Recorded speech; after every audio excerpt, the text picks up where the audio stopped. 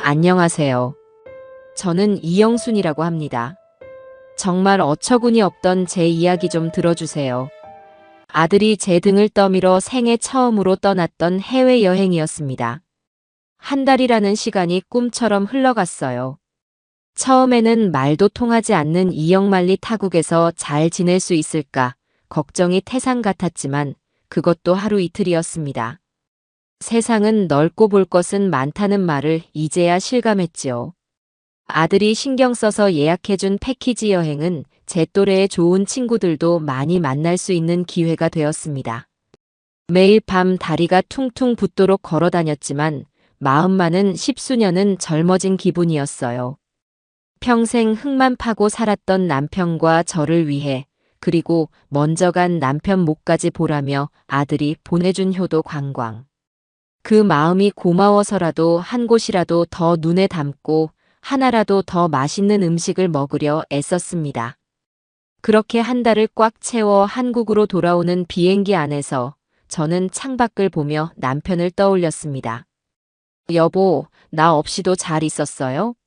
당신이 살아생전 그렇게 보고 싶어 하던 에펠탑도 보고 융프라우의 만년설도 밟아봤어. 당신이랑 같이 왔으면 얼마나 좋았을까. 눈시울이 뜨거워졌지만 금세 미소를 지었습니다.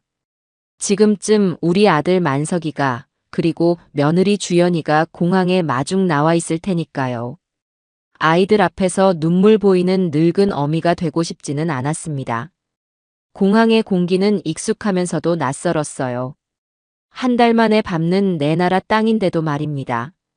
아들이 끊어준 비즈니스석 덕분에 편안하게 왔지만 역시 집만 한 곳은 없다는 생각이 들었지요. 입국장을 나서자마자 두리번거리며 아들 내외를 찾았지만 어찌된 일인지 아이들의 모습은 보이지 않았습니다. 혹시나 길이 엇갈렸나 싶어 한참을 서성이다 결국 전화를 걸었지요.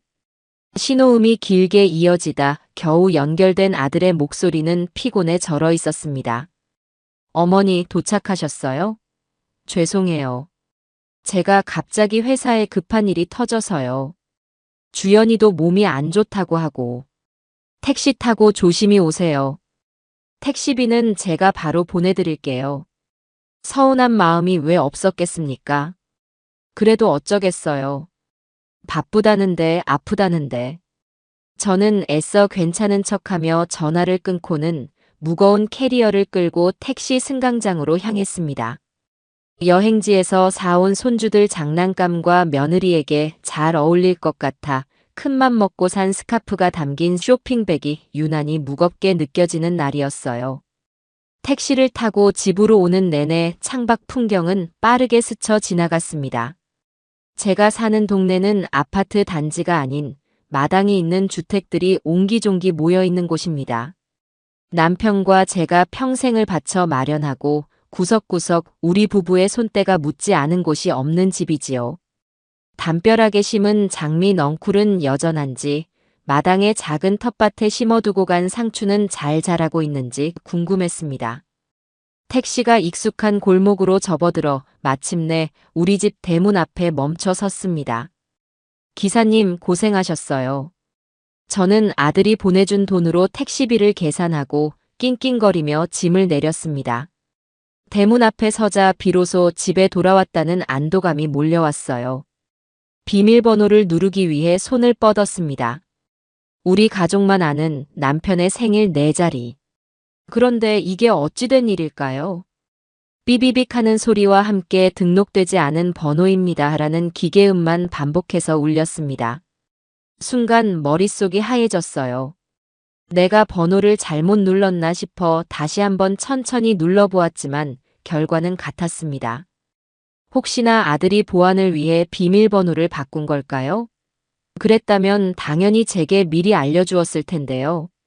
알 수 없는 불안감이 엄습했습니다. 저는 결국 대문에 달린 초인종을 눌렀습니다. 딩동 맑은 소리가 집 안으로 울려 퍼졌지만 안에서는 아무런 기척이 없었어요. 다시 한 번, 그리고 또 한 번. 3번쯤 눌렀을 때였을까요? 스피커 너머로 짜증이 가득 섞인 며느리의 목소리가 들려왔습니다. 누구세요? 그 목소리에 저는 잠시 할 말을 잃었습니다. 제 목소리를 모를 리가 없는데 마치 잡상인 취급하는 듯한 말투였으니까요. 나다 주연아. 어머니야. 제 말에 안에서는 한참 동안이나 아무런 대답이 없었습니다. 그러다 한숨을 푹 쉬는 소리가 들리고는 철컥 하고 문이 열렸지요. 문을 열고 나온 며느리 한주연의 모습은 가관이었습니다. 머리는 부스스하고 늘어난 티셔츠 차림에 얼굴에는 귀찮다는 기색이 역력했어요. 저를 보고도 어머니 오셨어요? 하는 인사가 전부였습니다. 반가워하는 기색은커녕 불청객을 맞이하는 듯한 태도였지요. 저는 서운함을 애써 감추고 물었습니다. 그래. 근데 현관 비밀번호가 바뀌었더구나. 왜 미리 말을 안 해줬니? 제 물음에 며느리는 대수롭지 않다는 듯 대답했어요. 아, 그거요. 깜빡했네요. 요즘 세상이 흉흉해서 바꿨어요. 들어오세요. 며느리는 그렇게 말하고는 먼저 휙 돌아서서 집 안으로 들어가 버렸습니다. 무거운 짐을 들고 있는 저를 도와줄 생각은 조금도 없어 보였어요. 저는 하는 수 없이 혼자서 끙끙거리며 캐리어와 짐가방을 현관 안으로 들여놓았습니다. 그런데 현관에 들어서는 순간 코를 찌르는 이상한 냄새에 저도 모르게 미간을 찌푸렸습니다. 쿰쿰하고 비릿한 한 번도 우리 집에서 나본 적 없는 불쾌한 냄새였어요. 집에서 이상한 냄새가 나는 것 같구나. 환기를 잘 안 시켰니? 제가 묻자 거실 소파에 드러누워 스마트폰을 보던 며느리는 쳐다보지도 않고 건성으로 대답했습니다. 고양이 냄새예요. 제가 고양이들을 좀 데려왔거든요. 고양이라니요. 며느리가 결혼 전부터 고양이를 좋아한다는 것은 알고 있었지만 아들 내외가 사는 아파트에서 키우는 줄로만 알았지 제 집에 데려왔을 줄은 꿈에도 몰랐습니다. 저는 일단 짐부터 풀 생각으로 제 방으로 향했습니다. 평생을 남편과 함께 쓴 집에서 가장 햇볕이 잘 드는 안방. 그곳은 제게 단순한 침실 이상의 의미를 가진 공간이었습니다. 그런데 방문을 열어젖힌 순간 저는 제 눈을 의심해야만 했습니다. 제 방이라고 부르던 그 공간은 더 이상 제가 알던 모습이 아니었어요. 방 안에는 거대한 캣타워가 천장까지 닿을 듯 솟아 있었고 바닥에는 온갖 종류의 고양이 장난감과 스크래처, 푹신한 쿠션들이 어지럽게 널려 있었습니다. 한쪽 구석에는 고양이 화장실 여러 개가 놓여 있었는데 아까 현관에서부터 나던 지독한 냄새의 근원지가 바로 그곳인 듯 했어요. 그리고 제 침대가 있던 자리에는 철창으로 된 케이지 여러 개가 층층이 쌓여 있었습니다. 그 안에서는 생전 처음 보는 각양각색의 고양이들이 저를 경계하며 노려보고 있었지요. 제 옷장이며 화장대, 남편과의 추억이 담긴 물건들은 온데간데 없이 사라지고 그 자리를 온갖 고양이 사료 포대와 간식 상자들이 차지하고 있었습니다. 이건 제 방이 아니었어요. 완벽한 고양이 소굴이었습니다. 저는 너무나 큰 충격에 한동안 그 자리에 못 박힌 듯 서 있었습니다. 머릿속이 윙윙 울리고 심장이 발끝으로 곤두박질 치는 기분이었어요. 이게 대체 무슨 상황인지, 내가 지금 꿈을 꾸고 있는 건 아닌지 분간이 되지 않았습니다. 주연아, 이게 다 뭐냐? 내 방이 왜 이 모양이야?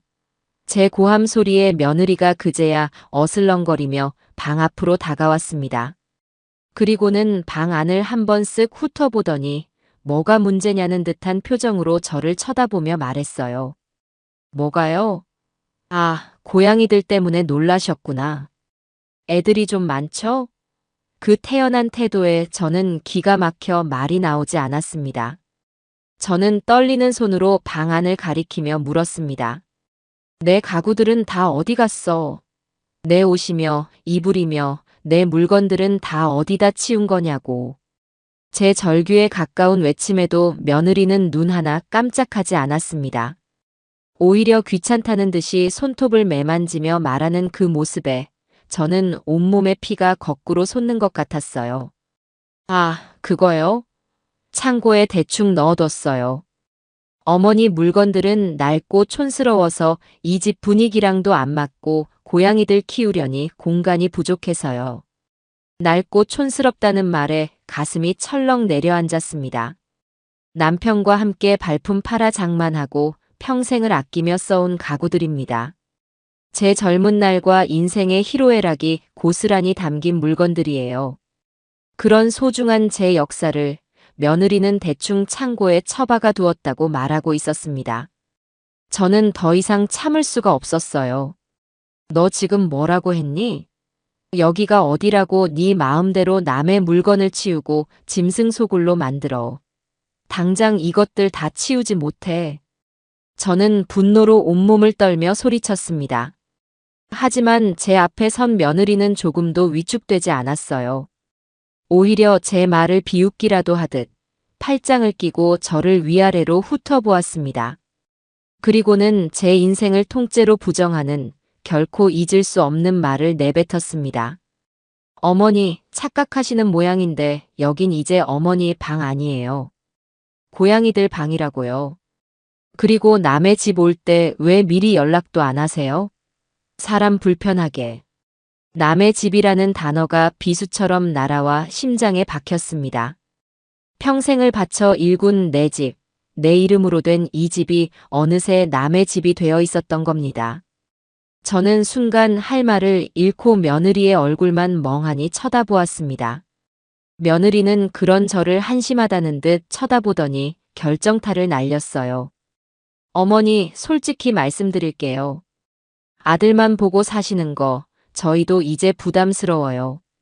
이 집도 어차피 나중에 저희가 물려받을 거잖아요. 미리 좀 쓴다고 생각하시면 되죠. 그러니까 이제 그만 저희 인생에서 좀 빠져주세요.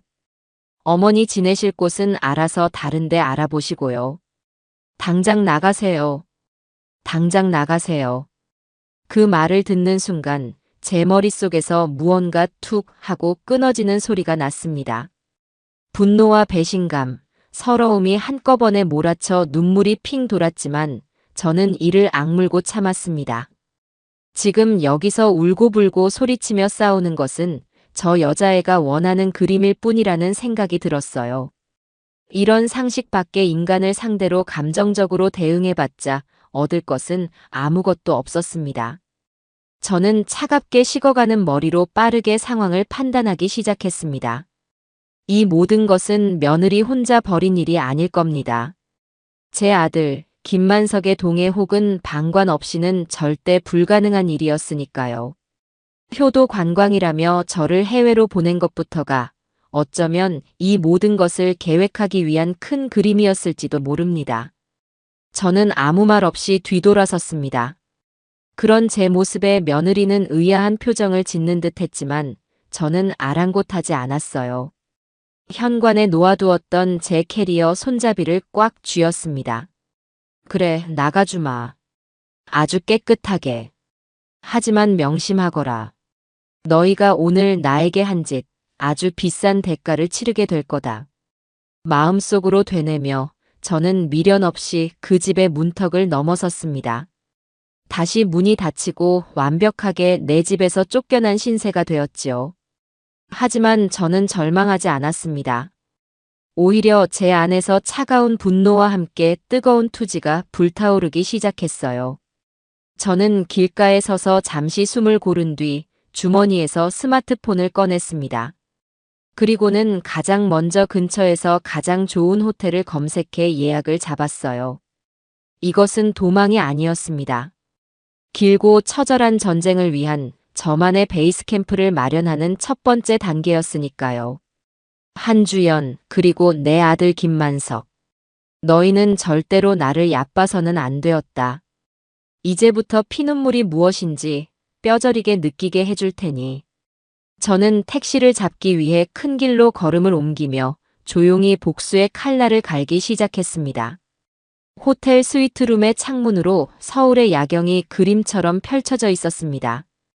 남편과 사별하고 아들 내외와 함께 살기 시작한 이후로는 단 한 번도 혼자만의 시간을 가져본 적이 없었는데 아이러니하게도 제 집에서 쫓겨난 지금에서야 비로소 오롯이 저 혼자만의 공간과 시간을 갖게 되었네요.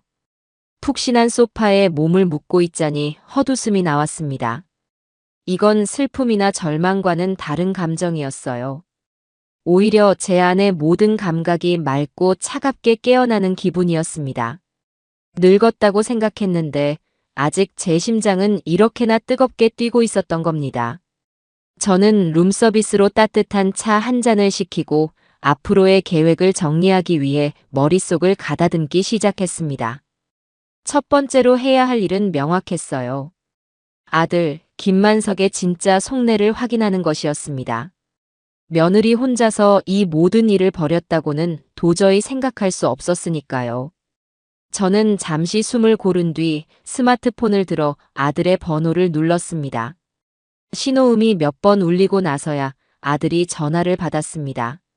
목소리에는 피곤함과 약간의 경계심이 묻어 있었지요. 어머니, 호텔에는 잘 들어가셨어요? 방은 마음에 드시고요? 다정한 척 물어오는 그 목소리가 역겨웠지만 저는 아무것도 모르는 어미의 목소리를 연기했습니다. 그럼 아주 좋구나. 방이 너무 넓어서 나 혼자 쓰기에는 아까울 정도야. 그런데 만서가 집에 무슨 일이 있는 거니? 주연이가 나를 보자마자 나가라고 하더구나. 내 방은 고양이들로 가득 차 있고. 이게 다 어떻게 된 일인지 엄마는 도무지 이해가 안 가서 말이다. 제 질문에 아들은 잠시 침묵했습니다. 그 짧은 순간 저는 아들이 머릿속으로 필사적으로 변명거리를 찾고 있다는 것을 직감할 수 있었어요. 이윽고 들려온 아들의 대답은 제 예상에서 한치도 벗어나지 않았습니다. 아, 그거요. 어머니, 일단 오해는 마세요. 주연이가 동물을 워낙 좋아하잖아요. 특히 버려진 고양이들 보면 그냥 지나치지를 못하는 성격이라. 여기저기서 아픈 애들, 딱한 애들 하나둘씩 데려오다 보니 그렇게 됐어요. 어머니 방이 햇볕도 잘 들고 하니까 요양하는 애들한테 좋을 것 같아서 잠시만 쓰자고 한 건데 어머니가 갑자기 오시는 바람에 저희도 좀 당황해서요. 참으로 기가 막힌 변명이었습니다. 제 방을 짐승 소굴로 만들어 놓고는 그 이유가 며느리의 착한 심성 때문이라는군요. 저는 화가 치밀어 오르는 것을 꾹 참고 다시 물었습니다. 그래서 내 물건들은 다 어디다 치운 거니? 그리고 현관 비밀번호는 왜 바꾼 거고? 엄마한테 말 한마디 없이 이 모든 일을 벌인 이유가 대체 뭐냐는 말이다. 제 목소리가 조금 날카로워지자 아들의 목소리에도 은근한 짜증이 섞이기 시작했습니다. 어머니, 좀 이해해 주시면 안 돼요? 주연이가 좋은 일 하는 거잖아요. 어머니 물건들은 창고에 잘 모셔뒀어요. 비밀번호는 주연이가 고양이들 때문에 낯선 사람들이 드나드는 게 불안하다고 해서 바꾼 거고요. 저희도 조만간 어머니께 다 말씀드리고 근처에 지내실 만한 작은 방 하나 얻어드리려고 했어요.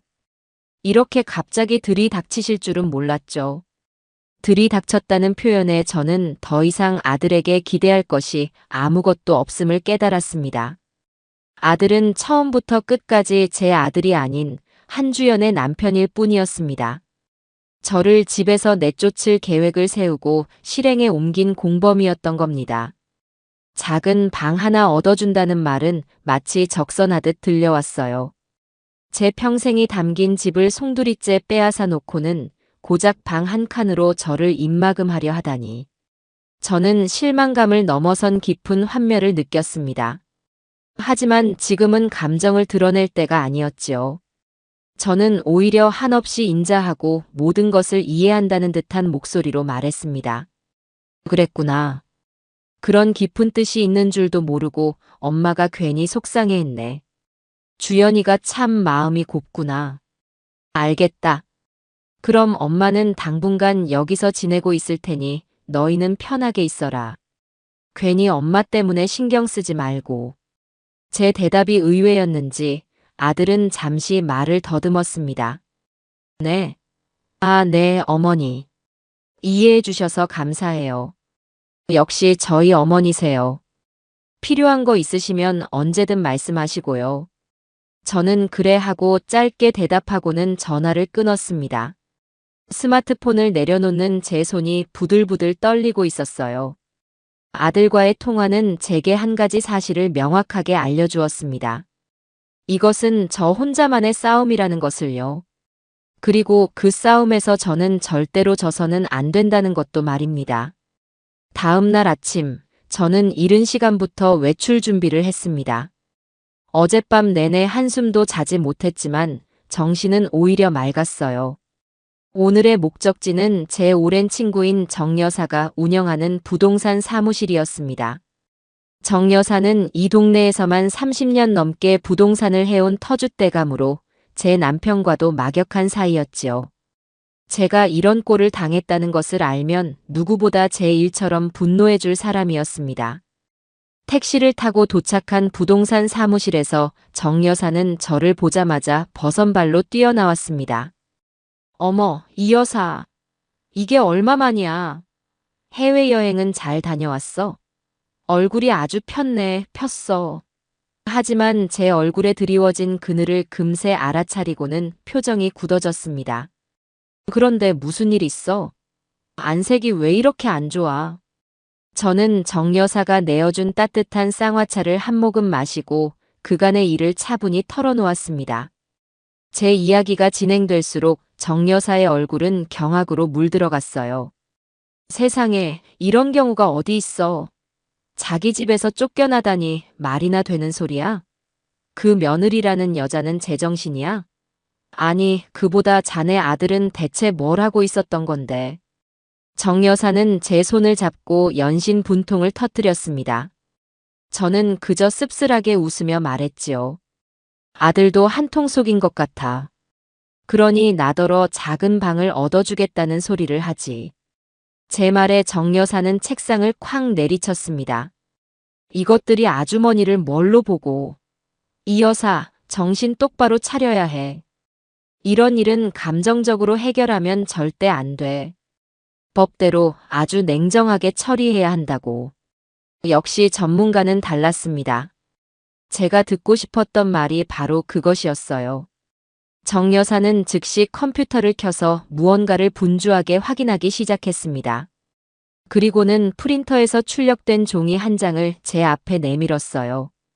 부동산 등기부등본이었습니다. 이거 봐. 이 집은 토지부터 건물까지 융자 하나 없이 전부 이 여사 당신 이름으로 되어 있는 완벽한 당신 재산이야. 아들이고 며느리고 법적으로는 당신 집에 무단으로 거주하고 있는 거나 마찬가지라고. 그놈들이 그걸 모를 리가 없을 텐데 대체 무슨 배짱으로 저러는 건지 모르겠네. 등기부등본에 선명하게 찍힌 제 이름을 보자 비로소 마음이 조금 놓이는 듯 했습니다. 정 여사는 말을 이었습니다. 그러니까 지금부터가 중요해.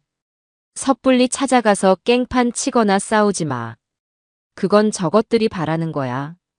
늙은 시어머니가 와서 행패 부린다고 동네방네 떠들고 다니면 당신만 이상한 사람 되는 거라고.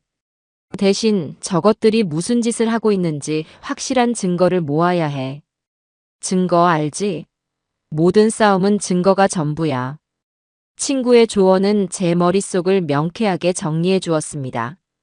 저는 고개를 끄덕이며 물었어요. 증거라면 어떤 걸 말하는 거야? 정 여사는 의미심장한 미소를 지으며 제게 말했습니다. 요즘 세상에 증거 모으는 게 뭐 그리 어렵나. 혹시 집에 CCTV 같은 거 없어?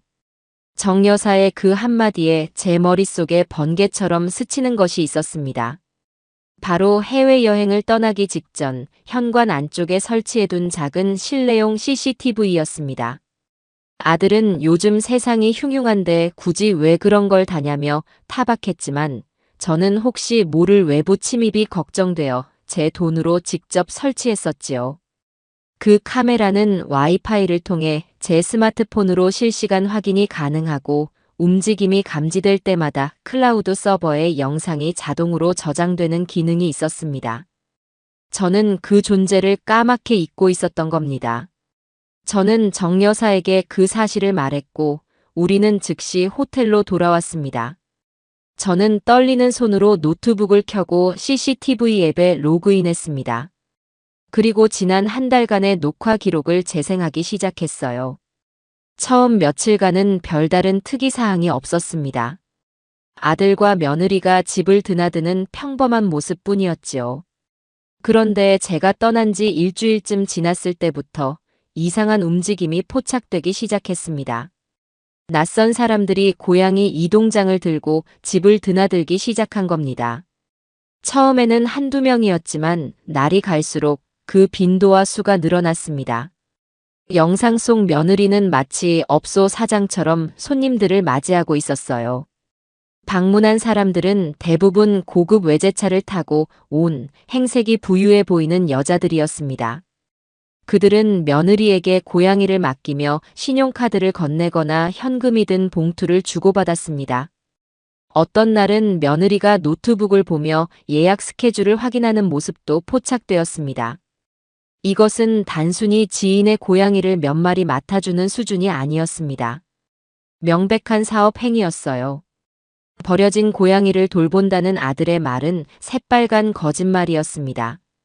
영상에 등장하는 고양이들은 하나같이 품종이 좋아 보이는 소위 말하는 비싼 고양이들이었으니까요. 며느리는 제 집을 제 허락도 없이 불법 고양이 호텔로 개조해 돈벌이를 하고 있었던 겁니다. 저는 눈앞에 펼쳐지는 광경을 믿을 수가 없었습니다. 분노를 넘어선 허탈감이 온몸을 휩쓸었어요. 제 평생의 안식처가 남편과의 추억이 서린 그 집이 며느리의 천박한 돈벌이 수단으로 전락해버렸다는 사실에 참을 수 없는 모멸감을 느꼈습니다. 영상 속 며느리는 손님들이 돌아가고 나면 가증스러운 미소를 지우고 고양이들에게 신경질적으로 소리를 지르거나 케이지를 발로 툭툭 차는 모습도 보였습니다. 동물을 사랑해서가 아니었어요. 그저 돈이 목적이었던 겁니다. 저는 모든 영상을 날짜별로 꼼꼼하게 다운로드하여 외장 하드에 백업했습니다. 이것은 그들의 죄를 입증할 빼도 박도 못하는 증거가 될 것이었습니다. 정 여사는 제 어깨를 두드리며 말했습니다. 이 여사, 이제 칼자루는 당신이 쥐었어. 저것들을 어떻게 요리할지는 이제 당신 마음에 달린 거야. 저는 굳게 입을 다문 채 노트북 화면 속에서 돈을 세며 웃고 있는 며느리의 얼굴을 노려보았습니다. 그래, 주연아. 어디 한번 실컷 웃어보렴. 그 웃음이 비명으로 바뀌는 데는 그리 오랜 시간이 걸리지 않을 테니. 저의 첫 번째 반격은 이미 시작되고 있었습니다. 저는 호텔방에 틀어박혀 며칠 밤낮으로 컴퓨터 앞에만 앉아 있었습니다. 정 여사의 말대로 칼자루는 이제 제가 쥐고 있었지만 그 칼을 어떻게 휘둘러야 가장 아프고 효과적일지 신중하게 고민해야 했어요. 섣불리 날뛰었다가는 오히려 제 손만 베일 수 있었으니까요. 저들의 가장 약한 고리가 무엇일까? 그것은 바로 돈과 체면이었습니다. 특히 며느리 한주연이라는 인간은 속물적인 허영심으로 가득 차 있다는 것을 저는 진작에 알고 있었습니다. 그렇다면 첫 번째 공격 목표는 바로 그 지점이 되어야 했습니다. 저는 CCTV 영상에서 힌트를 얻어 며느리가 활동할 만한 온라인 공간을 샅샅이 뒤지기 시작했습니다. 고급 품종묘, 고양이 호텔, 강남 등의 키워드를 조합해 검색하자 어렵지 않게 국내 최대 규모의 고양이 애호가 온라인 커뮤니티를 찾아낼 수 있었어요. 그리고 그곳에서 럭셔리 캣맘이라는 낯간지러운 닉네임을 쓰는 며느리의 게시물들을 발견하는 데는 그리 오랜 시간이 걸리지 않았습니다. 며느리의 게시물들은 그야말로 허세와 과시의 결정체였습니다. 제 집을 마치 자신의 집인 양 찍어 올린 사진들로 가득했어요. 해외에 무기한으로 여행 떠나신 부자 시어머니께서 고양이를 사랑하는 저를 위해 집 전체를 리모델링해 주셨어요. 강남 주택가에 위치한 저희 프라이빗 캣 호텔은 하루 소수 정예의 VVIP 냥님들만 모신답니다. 와 같은 가증스러운 글들을 버젓이 올려놓고 있었습니다. 심지어 제 방을 찍은 사진 밑에는 가장 전망 좋은 이 방은 저희 호텔의 펜트하우스 스위트룸이에요. 최고급 자재로만 꾸몄답니다. 라는 설명을 덧붙여 놓았더군요. 그 글들을 읽는 내내 저는 구역질이 치밀어 오르는 것을 참아야 했습니다. 댓글에는 정말 대단하세요. 시어머니 복 받으셨네요. 저도 저희 냥이 한번 맡기고 싶어요. 와 같은 부러움과 찬사가 가득했습니다. 며느리는 이 거짓된 세상 속에서 여왕처럼 군림하며 자신의 허영심을 채우고 있었던 겁니다. 저는 이 모든 게시물과 댓글들을 하나도 빠짐없이 캡처해서 증거 폴더에 차곡차곡 저장했습니다. 그리고는 저 역시 그 커뮤니티의 진실의눈이라는 닉네임으로 조용히 가입했지요. 이제 무대는 완벽하게 준비되었습니다. 저는 며느리의 불법 사업에 치명타를 날릴 정교한 시나리오를 구상하기 시작했어요. 단순히 저 사람 사기꾼이다라고 외치는 것은 하수의 방법입니다. 사람들은 그런 직접적인 폭로에는 오히려 거부감을 느끼기 마련이니까요. 의심의 씨앗을 교묘하게 심어 그들이 스스로 무너지게 만들어야 했습니다. 저는 며느리의 고양이 호텔을 이용했던 불만 고객인 척 위장하기로 마음먹었습니다. 며칠간 커뮤니티의 글들을 정독하며 그들만의 용어와 분위기를 익혔고 마침내 디데이를 잡았습니다. 커뮤니티 활동이 가장 활발한 금요일 저녁 시간을 노려 저는 정성껏 작성한 장문의 후기 글을 게시했습니다. 제목은 강남 럭셔리 캣 호텔 이용 후기 솔직하게 남깁니다 였어요. 글의 시작은 칭찬으로 위장했습니다. 시설도 좋고 운영자님도 친절하신 것 같아 큰 기대를 하고 저희 아이를 맡겼습니다. 와 같이 말이지요. 하지만 중간부터 분위기를 서서히 반전시켰습니다. 그런데 아이를 데려오고 며칠 뒤부터 아이가 계속 몸을 긁고 힘이 없어 병원에 데려갔더니 피부병과 스트레스성 방광염 진단을 받았습니다. 병원에서는 여러 마리가 함께 지내는 곳에서 위생 관리가 제대로 되지 않았을 경우 감염될 수 있다고 하더군요. 저는 여기서 그치지 않고 며느리의 심장을 서늘하게 만들 결정적인 한 문장을 덧붙였습니다. 혹시 이곳 정식으로 허가받고 운영하는 곳이 맞나요? 혹시나 하는 마음에 사업자 등록증을 여쭤봤는데 대답을 회피하시는 것 같아 조금 찜찜해서요.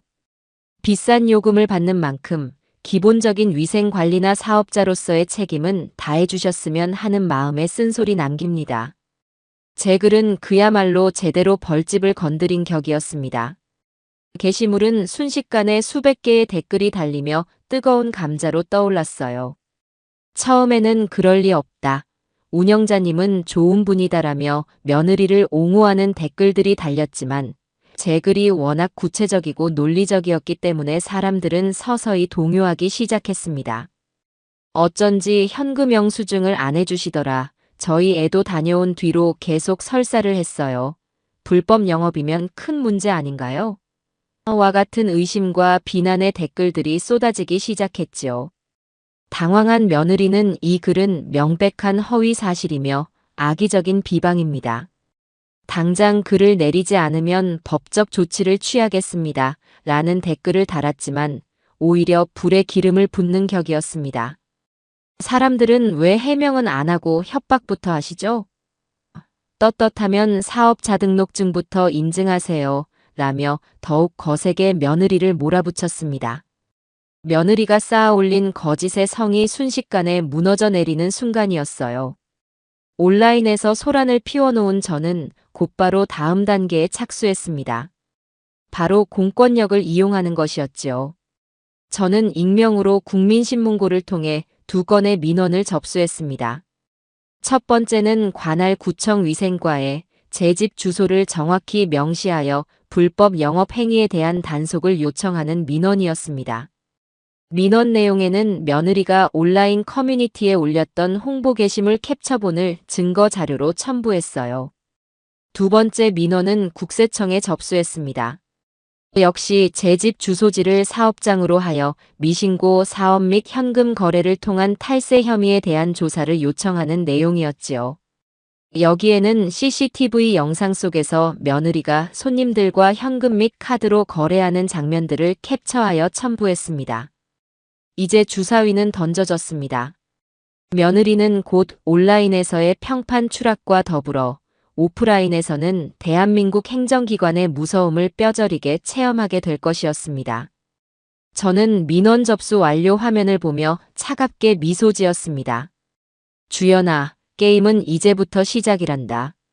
네가 그토록 자랑하던 그 럭셔리 하우스가 이제 너의 발목을 잡는 거대한 덫이 될 테니 말이다. 며칠 뒤 제 계획은 한치의 오차도 없이 실행되기 시작했습니다. 월요일 오후 구청 위생과에서 나온 단속 공무원 2명이 제 집의 초인종을 눌렀습니다. 저는 호텔에서 CCTV를 통해 그 모든 상황을 실시간으로 지켜보고 있었지요. 화면 속 며느리는 누가 찾아왔는지 확인도 하지 않고 짜증 가득한 얼굴로 문을 열었다가 공무원들의 신분증을 보고는 새파랗게 질려버렸습니다. 무슨 일이시죠? 며느리의 목소리는 사시나무처럼 떨리고 있었어요. 공무원들은 딱딱한 말투로 말했습니다. 이곳에서 허가 없이 동물 위탁 관리업 영업을 한다는 민원이 접수되어 현장 확인차 나왔습니다. 협조해 주시죠. 공무원들이 집 안으로 들어서려고 하자 며느리는 필사적으로 문을 막아서며 소리쳤습니다. 아니에요. 오해예요. 그냥 친구들 고양이를 몇 마리 봐주는 것뿐이에요. 사업이라니요. 말도 안 돼요. 하지만 며느리의 어설픈 변명은 이미 수많은 증거 자료를 확보한 공무원들에게 통할 리 없었습니다. 공무원 중 한 명이 며느리가 온라인 커뮤니티에 올렸던 홍보글 프린트물을 보여주며 말했지요. VVIP 냥님들을 모시는 프라이빗 캣 호텔이라고 직접 홍보까지 하셨던데요. 이것도 친구들끼리의 농담이었습니까? 그야말로 빼도 박도 못하는 증거 앞에 며느리는 얼굴이 하얗게 질려 아무 말도 하지 못했습니다. 겁에 질린 며느리가 가장 먼저 한 일은 역시나 제 아들에게 전화를 거는 것이었어요. 며느리는 거의 울부짖다시피 하며 아들에게 상황을 설명했습니다. 여보, 어떻게 해? 구청에서 사람이 나왔어. 당장 와봐, 빨리. 전화를 받은 아들은 아마 하늘이 무너지는 심정이었을 겁니다. 30분도 채 되지 않아 회사에서 급하게 달려온 듯 넥타이가 삐뚤어진 아들이 헐레벌떡 집으로 뛰어들어왔습니다. 아들은 공무원들 앞에서 허리를 90도로 숙여가며 빌기 시작했습니다. 정말 죄송합니다. 저희 아내가 세상 물정을 잘 몰라서 실수를 한 것 같습니다. 절대 돈을 벌려고 한 게 아니고 좋은 마음으로 시작한 일인데 일이 이렇게 커질 줄 몰랐습니다. 한 번만 선처해 주십시오. 아들은 능숙한 사회생활로 다져진 언변으로 공무원들을 구슬리기 시작했어요. 간신히 공무원들을 돌려보낸 아들은 현관문이 닫히자마자 며느리에게 그동안 쌓였던 분노를 터뜨렸습니다. 너 미쳤어? 내가 그냥 친구들 고양이 몇 마리 봐주는 수준이라고 해서 믿었더니 이걸로 사업을 해? 온라인에 홍보까지 하면서. 네가 제정신이야. 아들의 고함 소리에 며느리도 지지 않고 악을 썼습니다. 뭐? 내가 미쳤어? 그럼 당신은 시어머니 하나 제대로 처리 못해서 이 사단을 만들어. 당신이 진작에 어머니 다른 데로 보내버렸으면 이런 일도 없었잖아. CCTV 스피커를 통해 들려오는 두 사람의 추악한 싸움을 지켜보며 저는 차갑게 웃었습니다. 제 예상대로 위기가 닥치자 두 사람은 서로를 탓하며 무너지기 시작한 겁니다. 한참을 싸우던 아들의 전화가 제게 걸려왔습니다. 저는 기다렸다는 듯이 전화를 받았지요. 수화기 너머로 들려오는 아들의 목소리는 분노로 가득 차 있었습니다. 어머니, 대체 무슨 짓이에요? 저희 집에 사람 보내서 신고한 거 어머니 맞죠? 저희 망하게 하려고 작정하셨어요? 저는 최대한 순진하고 놀란 목소리를 연기했습니다. 예, 만서가. 그게 무슨 소리니? 신고라니? 엄마는 아무것도 몰라. 대체 무슨 일이 있었던 거야? 제 태연한 반응에 아들은 잠시 할 말을 잃은 듯 했습니다. 저는 그 틈을 놓치지 않고 말을 이었습니다. 세상에 누가 너희를 신고했단 말이니? 엄마가 그래서 걱정했잖니. 그렇게 대놓고 장사하면 분명히 주변에서 시기하는 사람이 생길 거라고. 엄마는 그저 너희가 걱정돼서 그런다. 별일 아닌 거지. 잘 해결된 거 맞지? 저의 이 완벽한 연기에 아들은 완전히 속아 넘어간 듯 했습니다.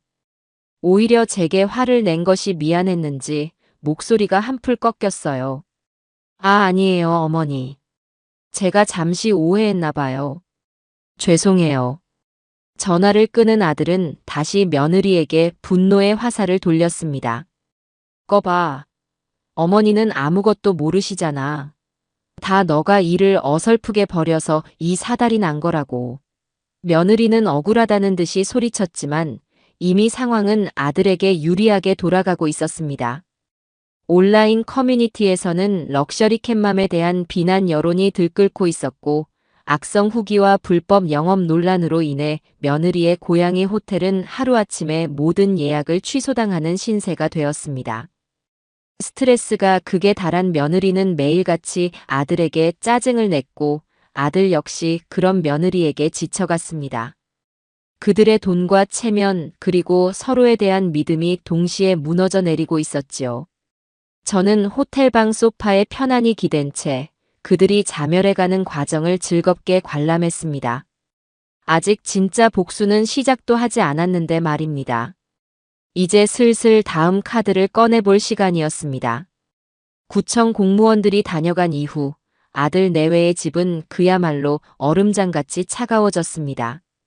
CCTV를 통해 들여다본 그들의 세상은 더 이상 사랑하는 부부의 공간이 아니었어요. 서로를 향한 날 선 말들이 오갔고 작은 소리에도 신경질적으로 반응하며 서로를 갉아먹고 있었지요. 며느리는 온라인 커뮤니티에서 하루아침에 사기꾼으로 낙인 찍혀 쏟아지는 비난을 감당하지 못했고 아들은 회사에서 좋지 않은 일이 있는지 연일 술에 취해 들어와 소파에서 잠들기 일쑤였습니다. 저는 그 모습을 지켜보며 어떤 동정심도 느끼지 않았어요.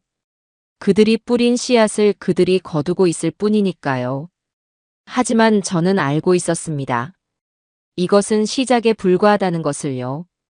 1단계 작전이 그들의 기반을 흔들어 놓는 것이었다면 2단계는 그 뿌리마저 송두리째 뽑아버리는 것이 되어야 했습니다.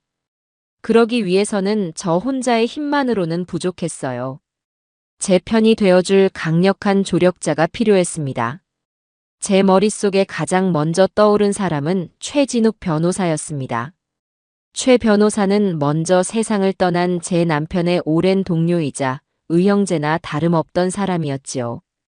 젊은 시절 남편이 억울한 일에 휘말렸을 때 발 벗고 나서서 무죄를 증명해 주었던 은인이기도 했습니다. 남편이 세상을 떠난 후로는 명절 때나 가끔 연락을 주고받는 사이가 되었지만 그의 강직한 성품과 날카로운 지성만큼은 제가 똑똑히 기억하고 있었습니다. 저는 수소문 끝에 서초동에 있는 그의 법률사무소로 직접 찾아갔습니다.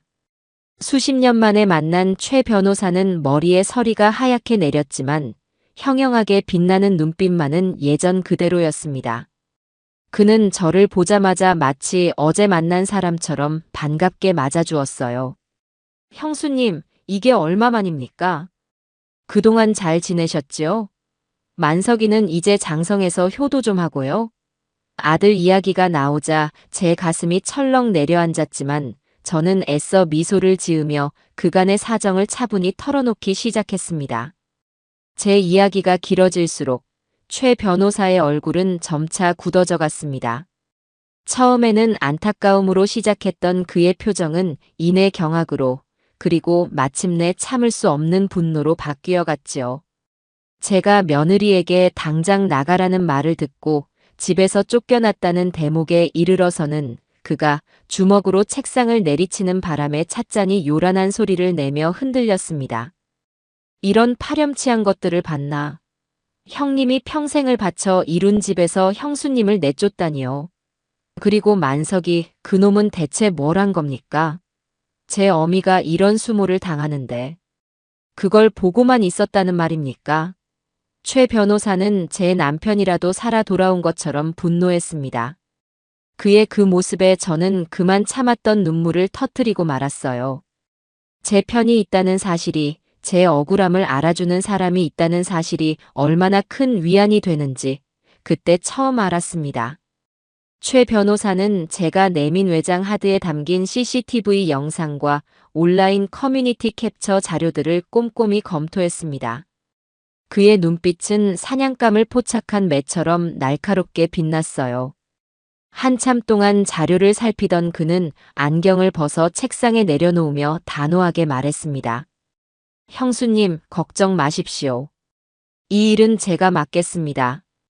변호사 수임료 같은 건 생각지도 마시고요. 이건 제 형님에 대한 의리이자 인간으로서의 도리입니다. 저 버러지 같은 것들에게 법이라는 것이 얼마나 무서운지, 짓밟혀서는 안 될 것을 짓밟은 대가가 얼마나 처절한지 똑똑히 가르쳐 주겠습니다. 그의 말을 듣는 순간 제 마음속에 남아있던 마지막 불안감마저 눈 녹듯 사라졌습니다. 이제 제 뒤에는 대한민국 최고의 창과 방패가 버티고 서 있는 것이나 마찬가지였으니까요. 최 변호사는 제게 몇 가지 추가적인 증거를 확보할 것을 조언했습니다. CCTV 영상만으로는 불법 영업의 규모를 정확히 입증하기 어려우니 며느리의 고양이 호텔을 실제로 이용했던 고객들의 증언을 확보하는 것이 무엇보다 중요하다는 것이었지요. 그것은 세무조사와 추후에 진행될 손해배상 청구 소송에서 결정적인 증거가 될 것이라고 했습니다.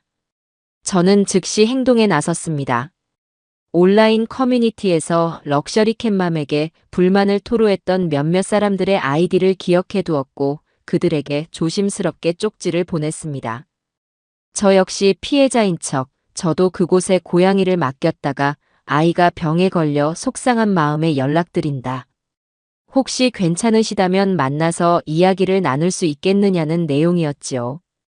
대부분은 경계하며 답이 없었지만 그중 2명에게서 만나고 싶다는 연락이 왔습니다. 저는 약속 장소인 강남의 한 조용한 카페로 향했습니다.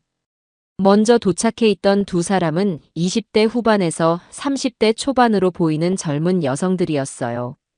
처음에는 저를 경계하는 눈빛이 역력했지만 제가 먼저 제 고양이가 피부병에 걸려 고생했던 이야기를 꾸며내며 눈시울을 붉히자 그들도 이내 마음을 열고 자신들의 이야기를 털어놓기 시작했습니다. 한 여성은 자신의 고양이가 그곳에 다녀온 뒤로 극심한 스트레스로 밥도 먹지 않고 구석에 숨어만 있는다며 울먹였습니다. 다른 여성은 터무니없이 비싼 요금을 현금으로만 요구하고 고양이의 상태를 물어봐도 건성으로만 대답하는 며느리의 태도에 처음부터 의심이 들었다고 말했지요. 그들의 이야기는 제 분노에 더욱 불을 지폈습니다. 며느리는 단순히 불법 영업을 한 것이 아니었어요.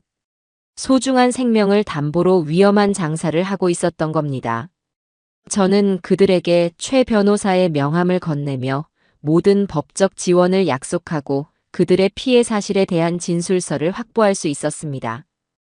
그들은 제게 여러 번 고개를 숙이며 감사하다고 말했어요. 자신들처럼 순진한 피해자가 더는 나오지 않게 해달라고 부탁하기도 했고요. 모든 준비는 끝났습니다. 저는 확보한 증인 진술서를 들고 다시 최 변호사를 찾아갔습니다. 진술서를 검토한 최 변호사는 만족스러운 미소를 지으며 말했습니다. 이 정도면 충분합니다. 이제 저들에게 우리의 첫 번째 경고장을 날릴 시간입니다. 최 변호사는 곧바로 법적인 효력을 갖는 공식 문서, 내용 증명 우편을 작성하기 시작했습니다. 그 내용은 간결하고 단호했습니다. 첫째, 수신인 김만석, 한주연은 발신인 이영순 소유의 주택에서 즉시 모든 불법 상업 활동을 중단할 것. 둘째, 이 통지서를 받은 날로부터 30일 이내에 해당 주택에서 퇴거할 것. 셋째, 만약 위 사항을 이행하지 않을 시 명도 소송을 포함한 모든 민형사상의 법적 조치를 취할 것임을 엄중히 경고한다. 저는 그 서류의 발신인 란에 제 이름을 적고 도장을 찍으며 심장이 세차게 뛰는 것을 느꼈습니다. 이것은 단순한 종이 한 장이 아니었어요. 아들과 며느리의 안일한 세상에 종말을 고하는 저의 공식적인 선전포고였습니다. 며칠 뒤 우체국 집배원이 가져다준 등기우편을 받아든 며느리의 모습이 CCTV에 고스란히 잡혔습니다. 며느리는 봉투를 뜯어보고는 사색이 되어 그 자리에 주저앉았습니다. 잠시 후 퇴근하고 돌아온 아들 역시 그 서류를 읽고는 머리를 감싸 쥐었지요. 그들의 평화는 산산조각이 났습니다.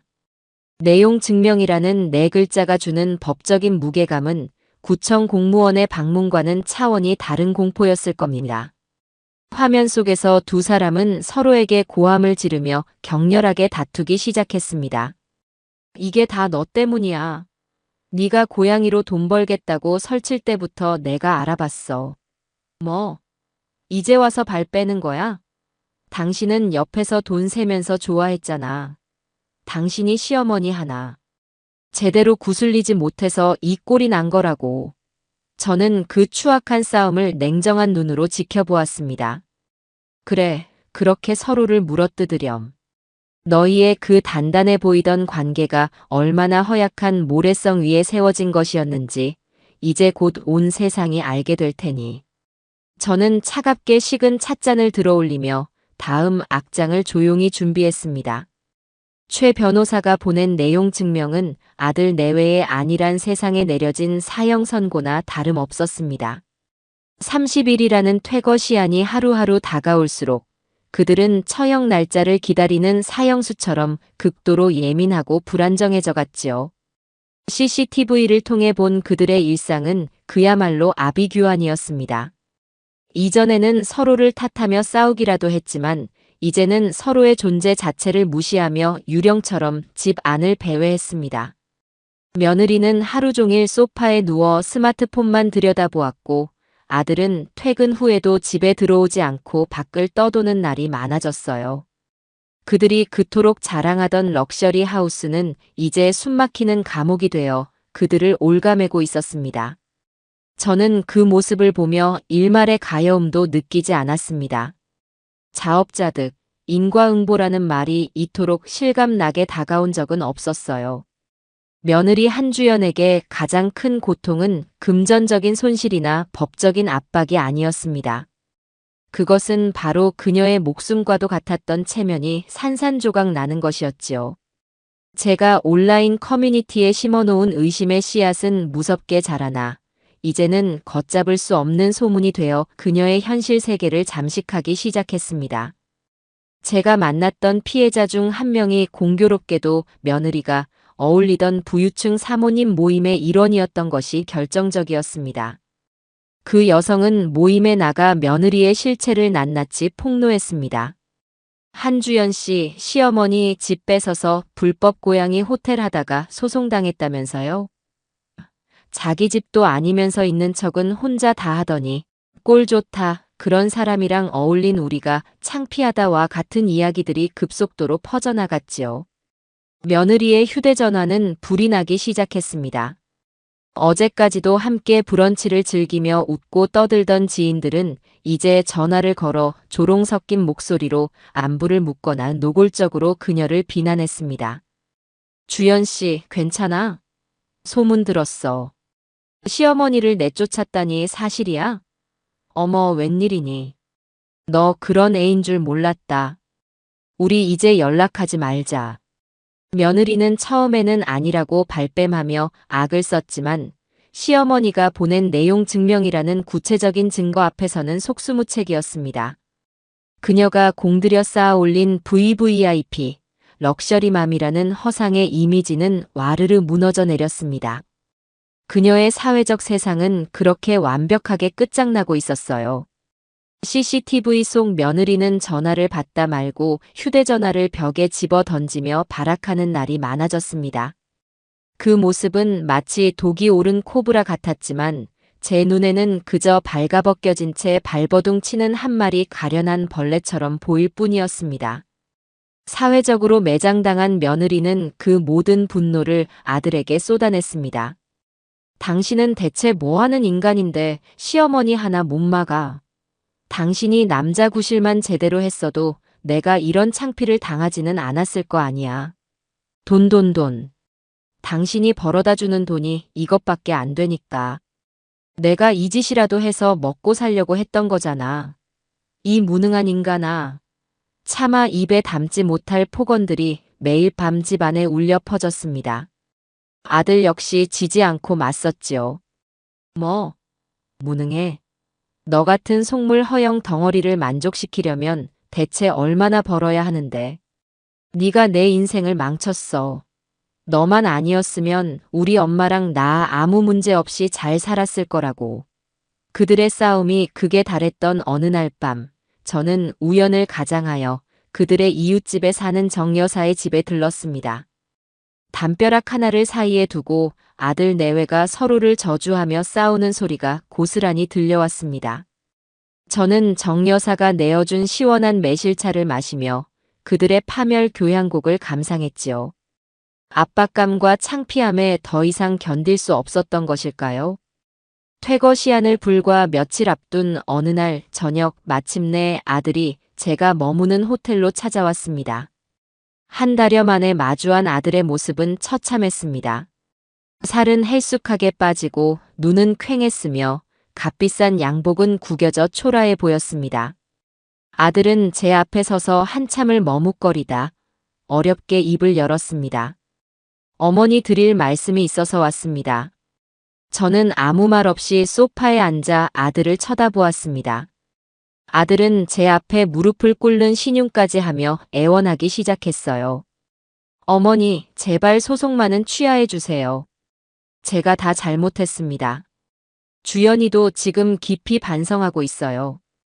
어머니 방, 당장 원상복구 해놓겠습니다. 깨끗하게 치우고 어머니 물건들 다 제자리로 돌려놓을게요. 그러니까 제발 제 체면도 좀 생각해 주세요. 회사에도 소문나면 저는 끝장입니다. 네. 저는 그 말을 듣고 실소를 터뜨릴 뻔했습니다. 깊이 반성한다는 며느리는 바로 그 순간에도 CCTV 속에서 배달 음식을 시켜 먹으며 TV를 보고 있었고 아들의 사과에는 진심 어린 뉘우침이 아닌 오직 자신의 체면을 걱정하는 이기심만이 가득했습니다. 끝까지 저를 위하는 마음은 눈곱만큼도 없었던 겁니다. 저는 자리에서 일어나 창가로 걸어갔습니다. 그리고 화려한 도시의 야경을 등지고 서서 아들에게 마지막 통보를 했습니다. 제 목소리는 얼음장처럼 차갑고 단단했어요. 만석아, 너는 아직도 상황 파악이 안 되는 모양이구나. 내가 지금 고작 방 한 칸 되찾자고 이러는 것 같니? 아들은 제 말의 의미를 이해하지 못하고 고개를 들었습니다. 저는 천천히 몸을 돌려 아들의 눈을 똑바로 쳐다보며 말했습니다. 이제 와서 방을 돌려주겠다. 웃기지 마라. 너희는 이미 선을 넘었어. 나를 기만하고 내쫓고 내 집을 너희의 더러운 돈벌이 수단으로 삼았지. 나는 내 방을 되찾으려는 게 아니야. 내 인생과 내 집의 주인 자리를 되찾으려는 거다. 저는 아들에게 한 걸음 다가가 그의 귓가에 속삭이듯 하지만 그 어떤 고함보다도 서늘한 목소리로 말했습니다. 그리고 한 가지 똑똑히 알아두렴. 이제 그 집은 더 이상 네 집이 아니다. 너희는 내 집에 기생하던 이제는 박멸해야 할 해충일 뿐이야. 제 말을 들은 아들의 얼굴이 하얗게 질려갔습니다. 그는 무언가 말을 하려 했지만 입술만 뻐끔거릴 뿐 아무 소리도 내지 못했어요. 저는 그런 아들을 차갑게 지나쳐 문을 열었습니다. 돌아가라. 그리고 네 아내에게도 똑똑히 전해. 30일이 지나면 너희는 길바닥에 나앉게 될 거라고. 변호사 사무실에서 보자꾸나. 저는 아들을 문 밖으로 내보내고 망설임 없이 문을 닫았습니다.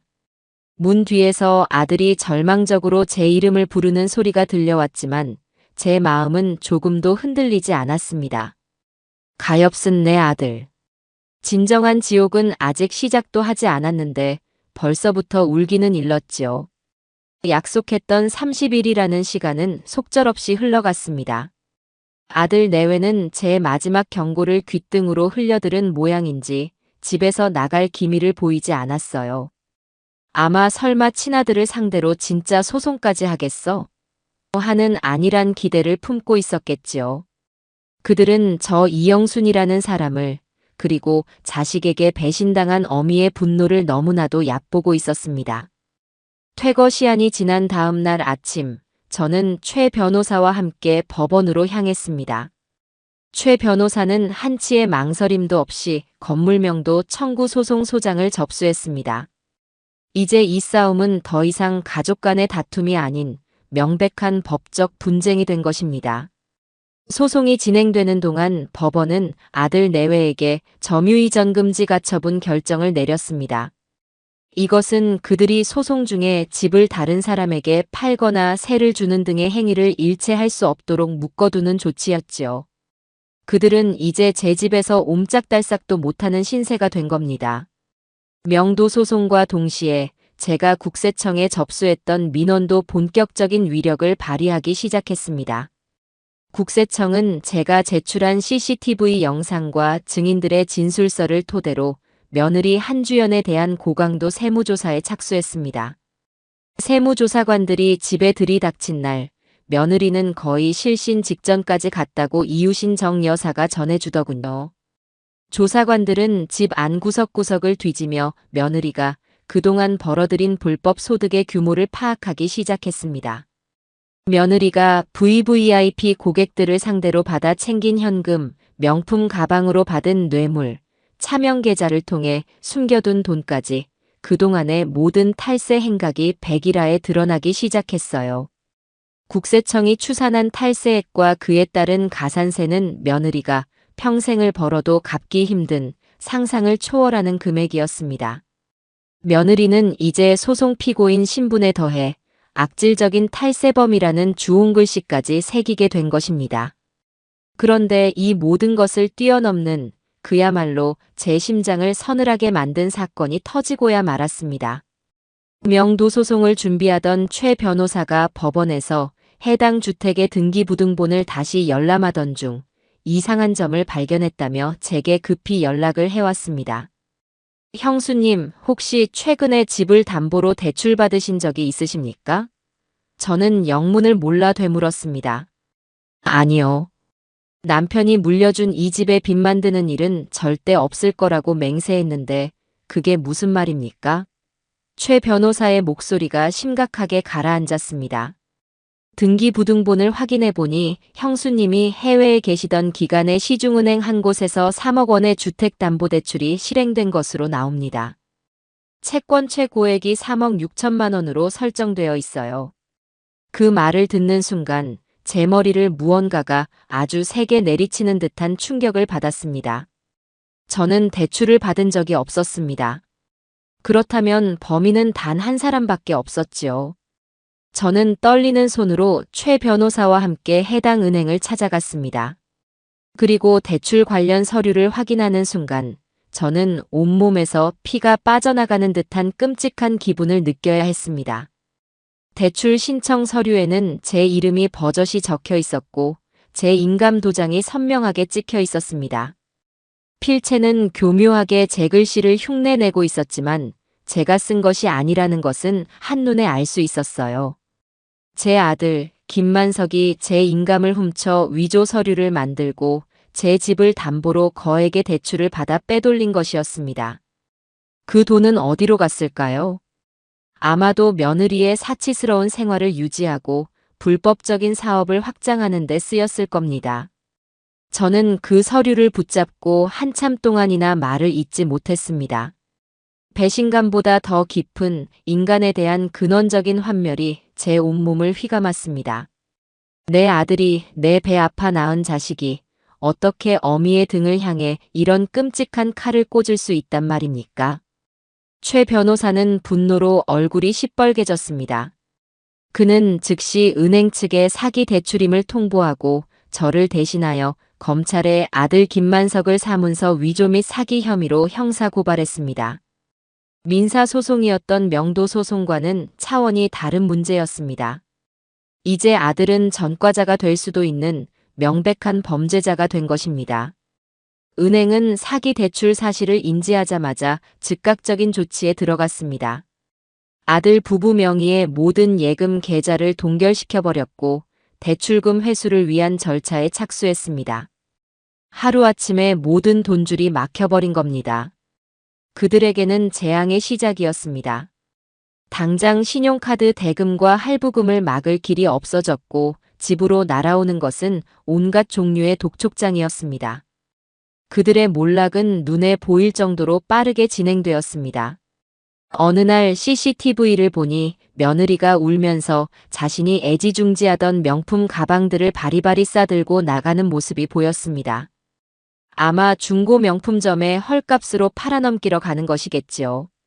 며칠 뒤에는 아들이 타던 번쩍이는 외제차가 사라지고 그 자리에 낡은 국산 중고차가 서 있었습니다.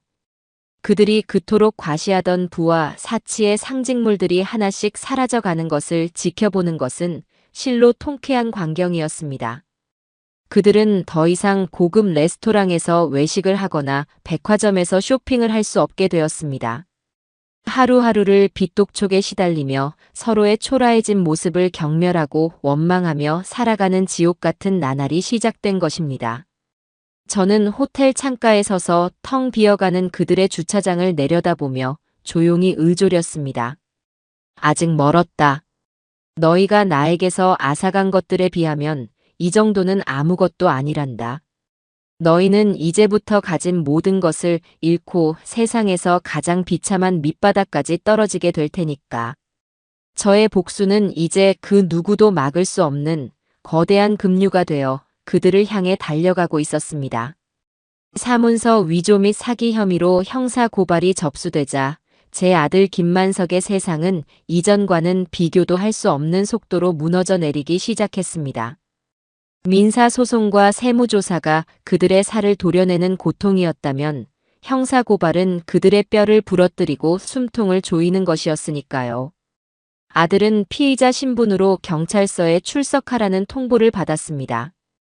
저는 최 변호사를 통해 담당 형사에게 제가 가진 모든 증거, 아들이 제 인감을 훔쳤을 것으로 추정되는 시점의 CCTV 영상, 대출이 실행된 후 며느리가 명품 쇼핑을 하는 모습, 그리고 그들의 대화 녹취록까지를 제출했습니다. 이제 아들은 더 이상 아내가 시켜서 어쩔 수 없었다는 비겁한 변명 뒤에 숨을 수 없게 된 것입니다. 경찰서의 좁은 조사실에 마주 앉은 아들의 모습은 초라하기 그지없었다고 합니다. 이 모든 것은 나중에 최 변호사가 사건 기록을 열람하고 제게 전해준 이야기입니다. 아들은 처음에는 혐의를 부인하려 애썼다고 해요. 제가 어머니 집을 담보로 대출을 받았다니요. 말도 안 됩니다. 무언가 착오가 있는 것 같습니다. 하지만 담당 형사는 코웃음 한번 치지 않고 서류 뭉치를 책상 위에 던지듯 올려놓았습니다. 그 안에는 은행에서 제출한 대출 신청 서류, 필적 감정 결과, 그리고 제 인감 도장이 찍힌 위임장 사본이 들어 있었습니다. 형사는 차가운 목소리로 물었습니다. 김만석 씨 필적이 아니라는 겁니까? 대한민국 국립과학수사연구원의 감정 결과가 틀렸다는 말입니까? 아들은 더 이상 아무 말도 하지 못하고 고개를 숙였다고 합니다. 궁지에 몰린 아들이 마지막으로 기댄 것은 역시나 며느리 한주연이었습니다. 사실은 아내가 사업 자금이 급하게 필요하다고 해서 저는 정말 아내가 어머니께 허락을 받은 줄로만 알았습니다. 저는 정말 몰랐습니다. 모든 것은 아내가 꾸민 일입니다. 자신의 죄를 아내에게 떠넘기려는 그 비겁한 모습에 담당 형사는 오히려 혀를 차며 결정적인 증거를 내밀었다고 해요. 그것은 며느리의 휴대전화를 디지털 포렌식으로 복원하여 찾아낸 그녀가 친구와 나눈 메신저 대화 내용이었습니다.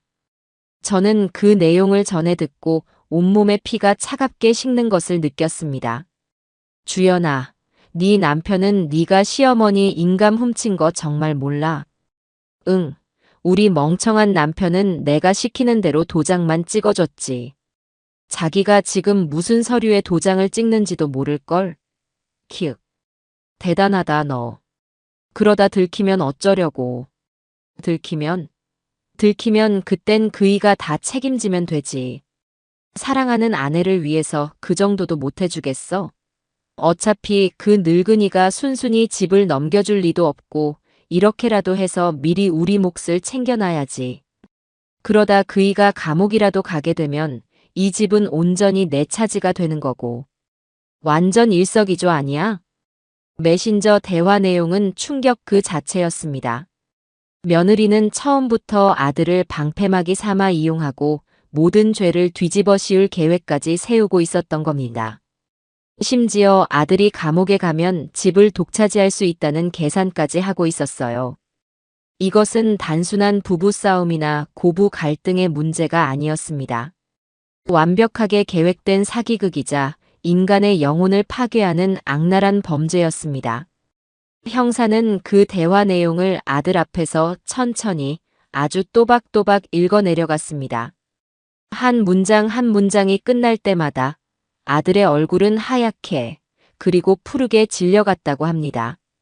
자신이 사랑했던 아내가 자신의 인생을 걸고 지키려 했던 그 여자가 자신을 얼마나 한심하고 우습게 생각했는지, 얼마나 철저하게 자신을 기만하고 이용했는지 깨닫는 순간이었겠지요. 아들은 그 자리에서 무너져 내렸습니다. 더 이상 변명도 책임 전가도 없이 자신의 어리석음과 죄를 모두 인정하고 자백하기 시작했다고 합니다. 그날 밤 만신창이가 된 모습으로 경찰서를 나선 아들은 집으로 향했습니다. CCTV 화면 속 아들의 눈은 텅 비어 있었습니다.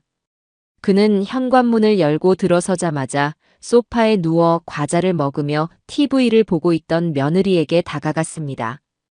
그리고는 아무 말 없이 형사가 보여주었던 그 메신저 대화 내용을 읊기 시작했습니다. 우리 멍청한 남편은 내가 시키는 대로 도장만 찍어줬지. 아들의 목소리에 며느리의 얼굴이 순식간에 굳어졌습니다. 그녀는 스마트폰을 빼앗아 보려 했지만 아들은 그녀의 손을 거칠게 뿌리쳤습니다. 모든 것을 알게 되었다는 것을 직감한 며느리는 그러나 반성하기는커녕 오히려 독을 품고 아들에게 덤벼들었습니다. 그래, 어쩔 건데. 봤어? 그래서 뭐. 너처럼 무능하고 시어머니 치마폭에서 벗어나지도 못하는 셔츠 보이랑 사는데 내가 그 정도 계획도 못 세울까봐? 네가 나한테 해준 게 뭐가 있는데.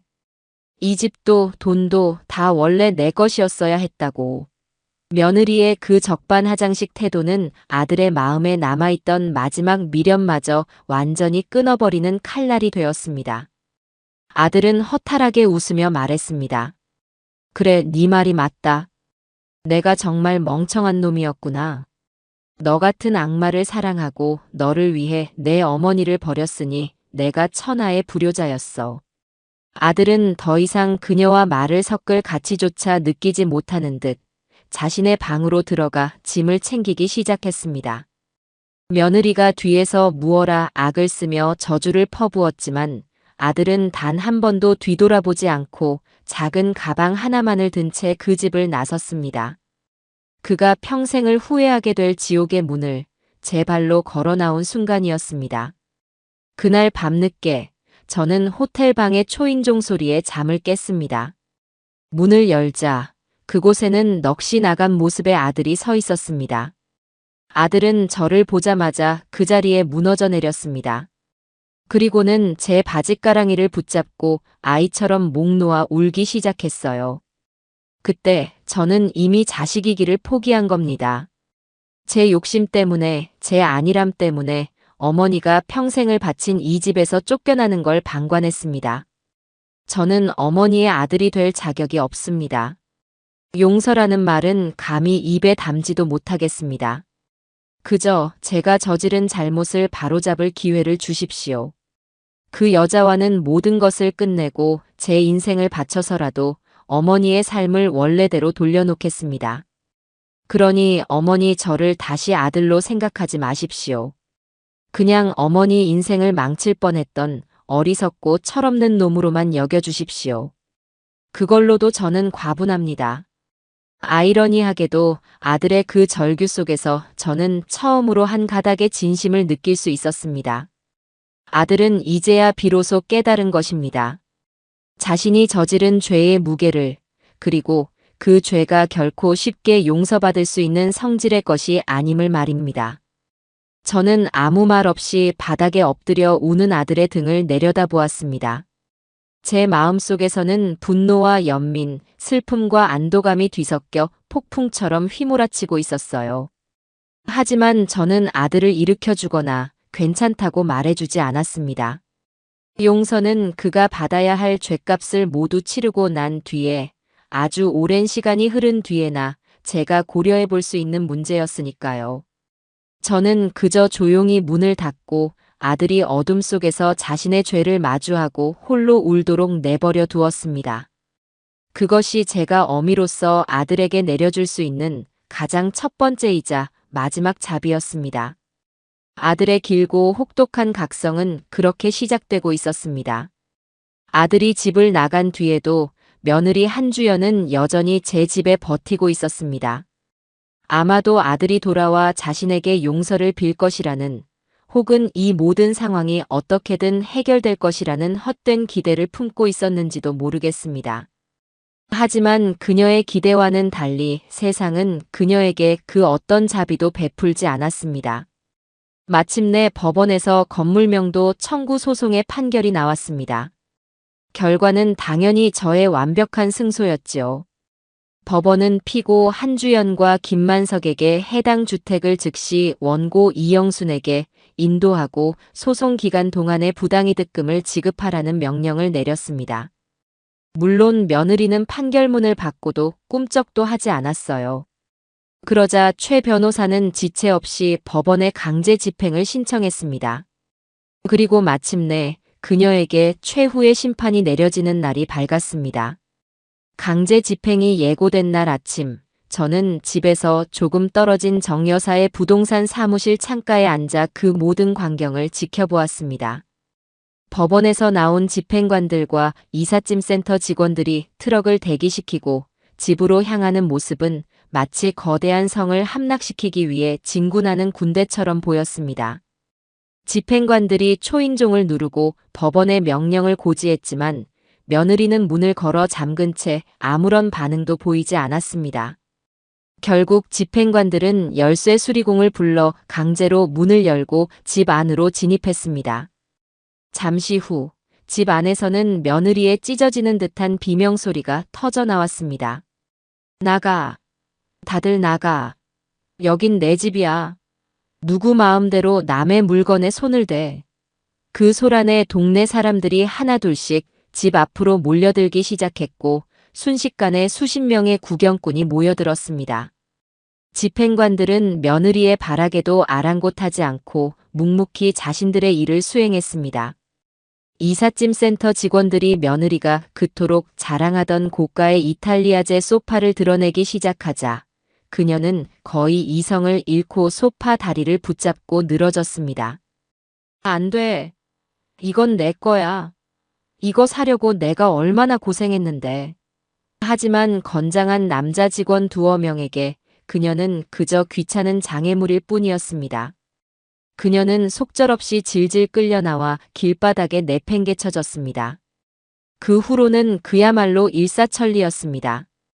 그녀가 사들인 온갖 사치품들, 거대한 TV, 대리석 식탁, 명품 옷으로 가득 찬 옷장, 그리고 그녀의 불법 사업 도구였던 수십 개의 캣타워와 케이지들이 쉴 새 없이 밖으로 쏟아져 나왔습니다. 그녀의 허영과 탐욕의 증거물들이 동네 사람들 전체의 구경거리가 되어 길가의 산더미처럼 쌓여갔습니다.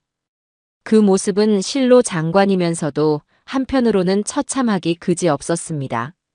머리를 풀어 헤치고 길바닥에 주저앉아 울부짖는 며느리의 모습은 더 이상 예전에 제가 알던 그 당당하고 오만한 모습이 아니었습니다. 그녀는 그저 모든 것을 잃어버린 초라하고 가련한 한 명의 패배자일 뿐이었어요. 동네 사람들은 그녀를 향해 수군거리기 시작했습니다. 어머, 저 여자 아니야? 시어머니 내쫓고 집 차지했다던 그 악독한 며느리. 꼴 좋다. 남의 눈에 눈물 나게 하면 자기 눈에는 피눈물 나는 법이지. 이 모든 광경을 지켜보는 제 마음은 이상하리만치 평온했습니다. 통쾌함보다는 이제야 모든 것이 제자리로 돌아가고 있다는 안도감에 가까운 감정이었지요. 한바탕 소란이 끝나고 집이 완전히 비워지자 집행관은 제게 다가와 열쇠를 건네주며 말했습니다. 이제 이 집은 완전히 선생님의 것입니다. 수고 많으셨습니다. 저는 그 열쇠를 건네받아 손에 꽉 쥐었습니다. 차갑고 단단한 쇠의 감촉이 제가 잃어버렸던 지난 시간을 되찾아준 것만 같았습니다. 며느리의 불행은 여기서 끝나지 않았습니다. 며칠 뒤 국세청으로부터 최종 과세 통지서가 날아왔습니다. 그녀가 탈세한 금액에 징벌적인 가산세까지 더해져 그녀에게는 천문학적인 액수의 세금이 부과되었습니다. 평생을 일해도 갚을 수 없는 거대한 족쇄가 그녀의 발목에 채워진 것입니다. 이어서 사문서 위조 및 사기 사건에 대한 형사재판 결과도 나왔습니다. 아들은 모든 혐의를 자백하고 깊이 뉘우치는 점, 그리고 제가 아들의 처벌을 원하지는 않지만 죄에 대한 책임은 마땅히 져야 한다는 취지의 탄원서를 제출한 것이 참작되어 집행유예를 선고받았습니다. 하지만 며느리는 끝까지 자신의 죄를 뉘우치지 않고 모든 책임을 아들에게 떠넘기려 한 점이 괘씸죄로 작용하여 아들과 같은 집행유예를 선고받았지만 훨씬 더 무거운 사회봉사 명령까지 추가되었습니다. 비록 감옥에 가는 것은 면했지만 그들의 인생에는 전과자라는 지울 수 없는 낙인이 찍히게 된 것입니다. 이제 빈털터리 범죄자 신세가 된 며느리에게 남은 마지막 희망은 친정뿐이었습니다. 그녀는 산더미처럼 쌓인 자기 짐 앞에서 넋을 놓고 있다가 결국 친정 부모에게 전화를 걸었습니다. 저는 그 모습을 멀리서 지켜보았습니다. 그녀는 울며불며 자신의 처지를 설명하고 도와달라고 애원하는 듯 했습니다. 하지만 수화기 너머로 들려온 친정 부모의 반응은 냉담했던 모양입니다. 한참을 통화하던 며느리는 갑자기 전화기를 붙들고 절규하기 시작했습니다. 아빠, 엄마, 어떻게 나한테 이럴 수 있어? 내가 누구 때문에 이렇게 됐는데. 제발 나 좀 살려줘. 하지만 전화는 끊어진 듯 했고 며느리는 그대로 아스팔트 바닥에 휴대전화를 내동댕이 쳤습니다. 나중에 정 여사를 통해 들은 이야기로는 며느리의 친정 부모는 가문에 먹칠을 한 너 같은 딸은 둔 적이 없다. 다시는 연락하지 말라며 의절을 선언했다고 합니다. 남편에게도 시어머니에게도 그리고 마침내 친부모에게까지 버림받은 그녀는 이제 이 세상에 완벽하게 혼자가 되었습니다. 아들은 판결이 나자마자 그녀에게 이혼 서류를 보냈고 그녀는 반박할 기력조차 없는 듯 순순히 도장을 찍었다고 합니다. 그녀의 화려했던 왕국은 그렇게 한 줌의 먼지처럼 완전히 사라져버렸습니다. 강제 집행이 끝나고 며칠 뒤 저는 마침내 제 집으로 돌아왔습니다. 문을 열고 들어선 집은 텅 비어 있었지만 공기 중에는 아직도 그들의 불쾌한 흔적들이 남아있는 듯 했습니다. 벽지에는 고양이들이 핥힌 자국이 선명했고 바닥 구석구석에는 미처 치우지 못한 고양이 털들이 굴러다녔습니다. 무엇보다도 집 안 전체에 며느리의 값싼 향수 냄새와 동물의 비린내가 뒤섞여 역겨운 악취를 풍기고 있었지요. 저는 이곳에 저와 남편의 소중한 추억을 그냥 더 씌울 수는 없다고 생각했습니다. 과거의 악몽을 완벽하게 지워내고 새로운 시작을 위한 깨끗한 도화지를 만들어야 했습니다. 저는 망설이지 않고 아는 인테리어 업자에게 연락해 집 전체에 대한 대대적인 리모델링 공사를 의뢰했습니다. 공사는 한 달 넘게 진행되었습니다. 저는 며느리가 골랐던 현란하고 속물적인 벽지와 장식들을 모두 뜯어냈습니다. 그리고 그 자리에 제가 평생 좋아했던 따뜻하고 편안한 느낌의 하얀색과 나무색으로 집 안을 채워나갔습니다. 짐승 소굴로 변했던 제 방은 이제는 창문으로 햇살이 가득 들어오는 아늑한 서재 겸 침실로 다시 태어났어요. 남편의 손때가 묻은 낡은 책상과 의자를 깨끗하게 닦아 창가에 두고 벽면에는 우리가 함께 여행했던 곳의 사진들을 걸었습니다. 창고에 처박혀 있던 제 물건들을 하나하나 꺼내 제자리를 찾아줄 때마다 저는 잃어버렸던 제 인생의 조각들을 다시 맞추는 듯한 기분이 들었습니다. 집이 완성되어 가면서 제 마음의 상처도 조금씩 아물어가는 것을 느낄 수 있었어요. 그 사이 아들은 이혼 절차를 모두 마무리하고 작은 월세 원룸을 얻어 독립했습니다. 집행유예 기간 동안은 회사도 제대로 다닐 수 없게 되어 낮에는 건설 현장에서 막노동을 하고 밤에는 대리운전을 하며 자신과 며느리가 졌던 빚을 갚아나가기 시작했습니다. 아들은 제게 단 한 번도 금전적인 도움을 요청하거나 용서를 강요하지 않았어요. 대신 주말마다 제 집 공사 현장에 나타나 묵묵히 일을 돕기 시작했습니다. 무거운 자재를 나르고 공사가 끝난 뒤에는 빗자루를 들고 주변을 청소했습니다. 제가 아무리 그만하라고 손사래를 쳐도 아들은 아무 말 없이 땀을 뻘뻘 흘리며 자신의 일을 할 뿐이었습니다. 어머니, 이것은 제가 당연히 해야 할 일입니다. 어머니께 지은 죄를 생각하면 저는 평생을 이렇게 속죄하며 살아도 부족합니다. 공사가 끝난 후에도 아들은 주말마다 집을 찾아와 마당에 잡초를 뽑고 낡은 담벼락을 보수하고 무거운 쓰레기를 내다 버렸습니다. 아들은 집 안으로 들어오려 하지 않았고 저 또한 들어오라고 말하지 않았습니다. 우리는 그저 말없이 각자의 자리에서 서로의 존재를 느끼며 상처난 관계를 회복하기 위한 아주 길고 더딘 첫걸음을 내딛고 있었습니다. 마침내 모든 공사가 끝나고 집이 완벽하게 새로운 모습으로 탈바꿈했을 때 저는 문득 텅 비어있는 아들 내외의 방을 바라보았습니다. 불쾌한 기억이 서려있던 그 공간을 어떻게 할까 고민하다 문득 평생 가슴속에 품고만 있었던 오랜 꿈이 떠올랐습니다. 그것은 바로 저만의 작은 전통 디저트 공방을 여는 것이었어요. 저는 젊은 시절부터 떡이나 한과 같은 우리 전통 다과를 만드는 솜씨가 제법 좋았습니다. 동네에 잔치가 있을 때마다 불려다니며 솜씨를 뽐내기도 했었지요. 저는 더 이상 과거에 얽매여 슬퍼하거나 분노하며 남은 인생을 낭비하고 싶지 않았습니다. 이제는 온전히 저 자신을 위한 즐겁고 보람 있는 삶을 살고 싶었어요. 저는 곧바로 실행에 옮겼습니다. 관할 구청에 정식으로 사업자 등록을 하고 비어있던 방을 환하고 위생적인 조리 공간으로 꾸몄습니다. 그리고 제 오랜 친구인 정 여사의 도움을 받아 동네 주민들과 근처에 사는 외국인들을 대상으로 하는 작은 강좌를 열었습니다. 처음에는 과연 사람이 올까 걱정했지만 제 진심이 담긴 맛이 입소문을 타면서 공방은 금세 활기를 띠기 시작했습니다.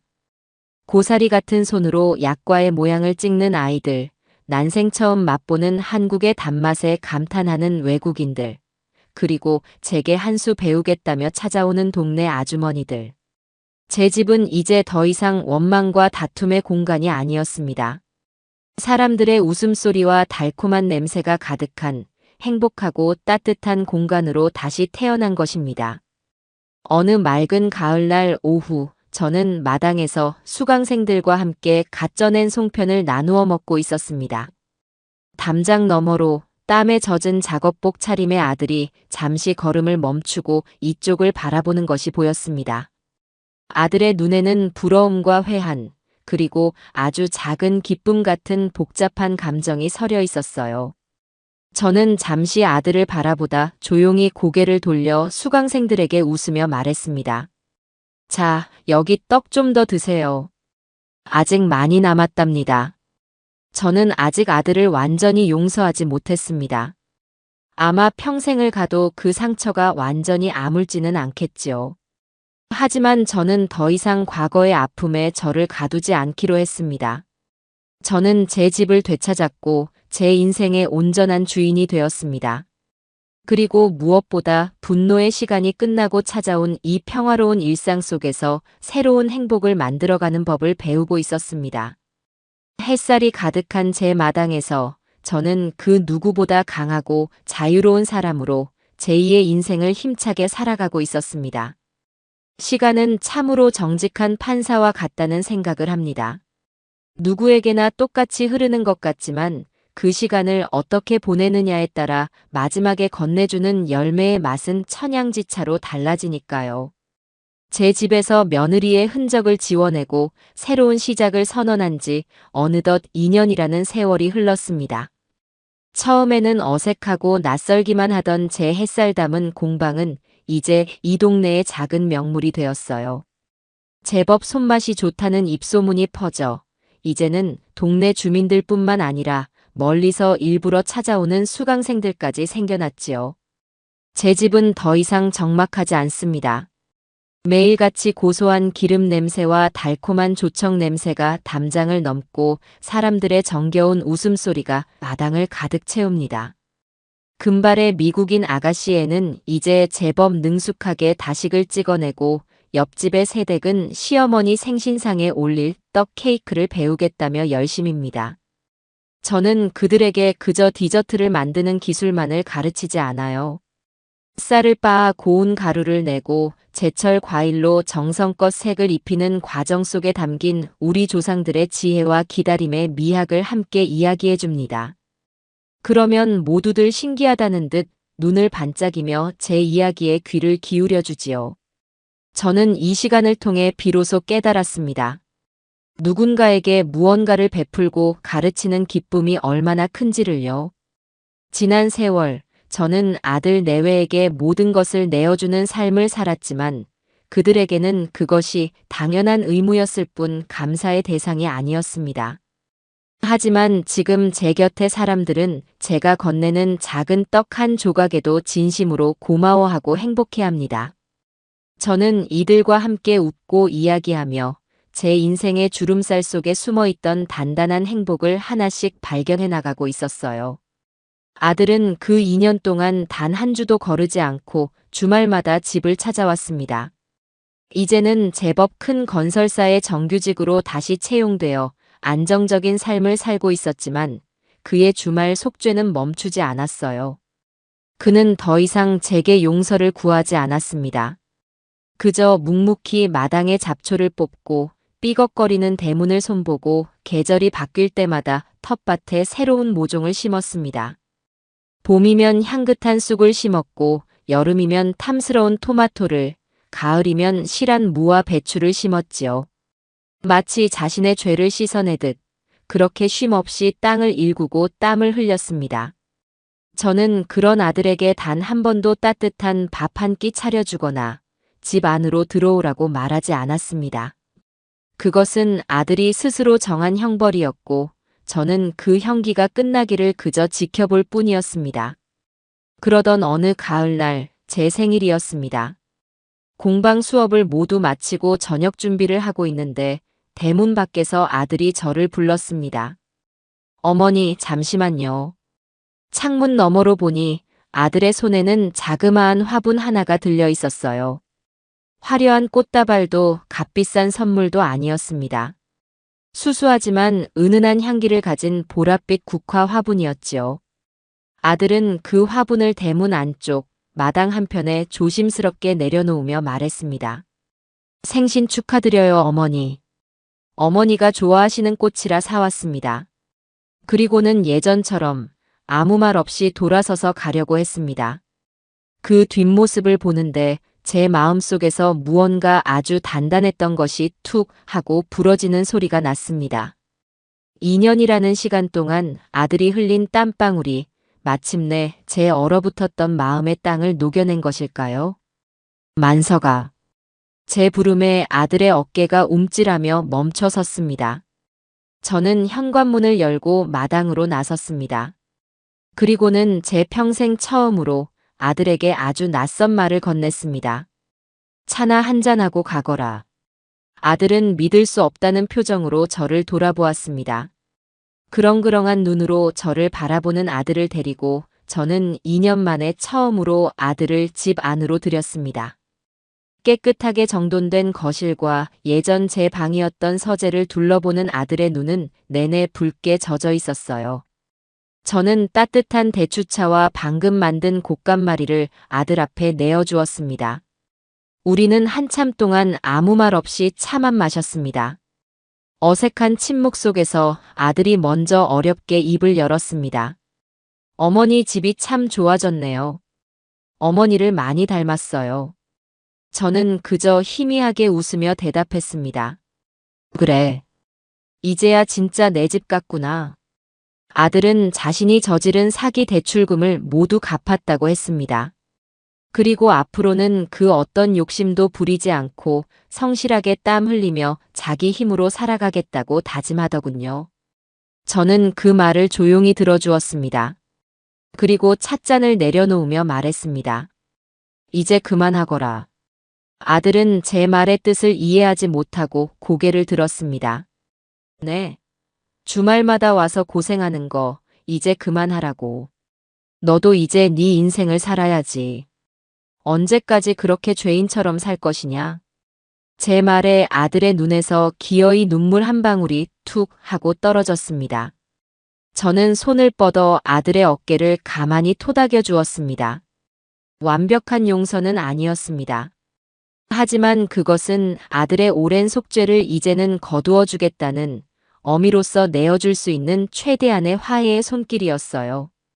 며칠 뒤 정 여사가 공방에 놀러와 제게 조심스럽게 한 가지 소식을 전해주었습니다. 우연히 시장 근처의 허름한 식당에 갔다가 그곳에서 그릇을 닦고 있는 며느리 한주연을 보았다는 것이었습니다. 화려했던 예전의 모습은 온데간데 없이 화장기 없는 얼굴에 깊은 주름이 패고 손은 세제에 불어 거칠어져 있었다고 해요. 막대한 세금과 빚을 갚기 위해 식당 일을 전전하고 있지만 씀씀이를 줄이지 못해 여전히 힘겹게 살고 있으며 그녀 곁에는 아무도 남아있지 않다고 했습니다. 그 소식을 전해 듣는 제 마음은 이상하리만치 잔잔했습니다. 어떤 통쾌함도 어떤 미움도 심지어 어떤 동정심도 일어나지 않았어요. 그저 그렇게 되었구나 하는 담담한 생각만이 스쳐 지나갈 뿐이었습니다.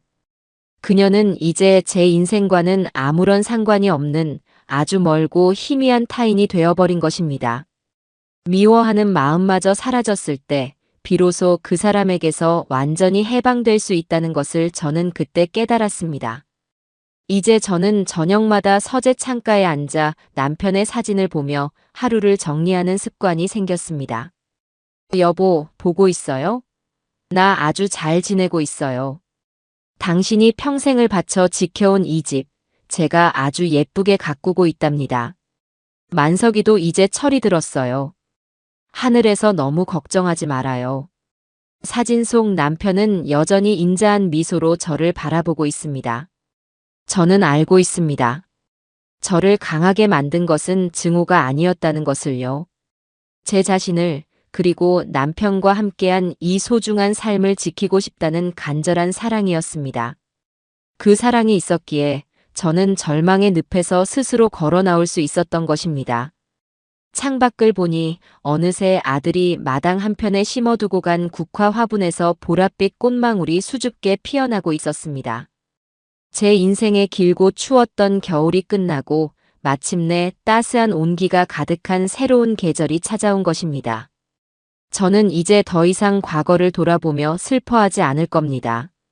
제게는 가꾸어야 할 아름다운 정원이 있고 함께 웃을 수 있는 좋은 이웃들이 있으며 무엇보다 온전히 제 의지대로 살아갈 수 있는 빛나는 내일이 있으니까요. 제 정원에는 오늘도 어김없이 향기로운 꽃이 피어나고 있습니다.